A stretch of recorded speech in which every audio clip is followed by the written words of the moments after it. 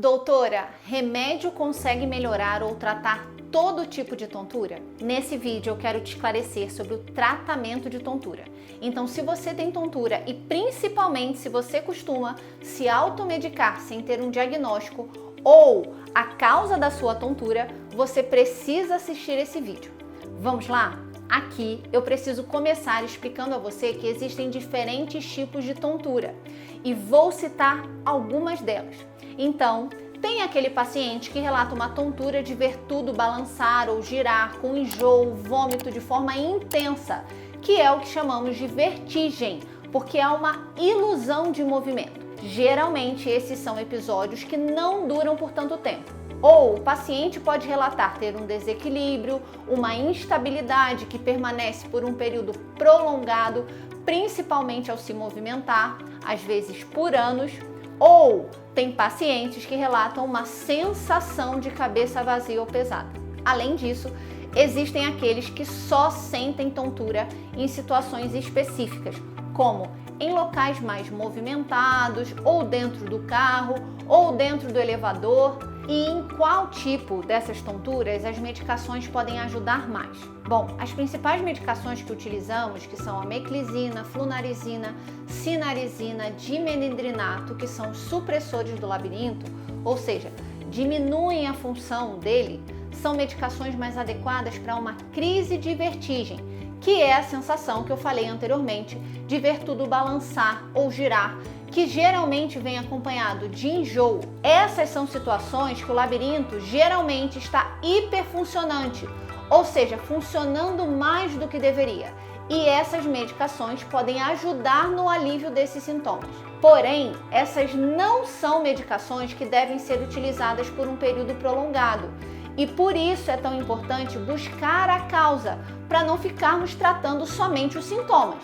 Aqui também vale ressaltar o caso da VPPB, ou a tontura dos cristais, caso em que o paciente apresenta uma vertigem rotatória com determinados movimentos da cabeça e que o tratamento não é feito com remédio, e sim com manobra de reposicionamento no consultório.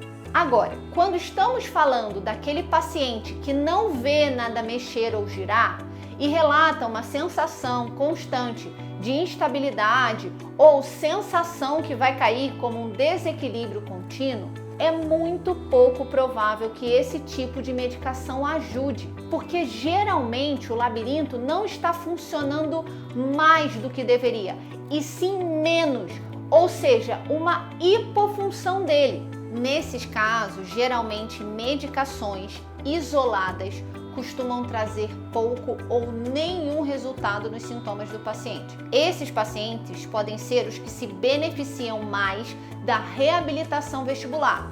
Lógico, isso após uma investigação da causa dessa hipofunção e investigar também doenças neurológicas que podem cursar com desequilíbrio ou instabilidade contínuos. Outra situação que vale lembrar aqui é a própria TPPP, que causa uma tontura contínua e que geralmente não há alteração na função do labirinto e que o tratamento não se baseia somente em remédio, mas em conjunto com a medicação, nós precisamos estabelecer a reabilitação vestibular e a terapia cognitivo-comportamental.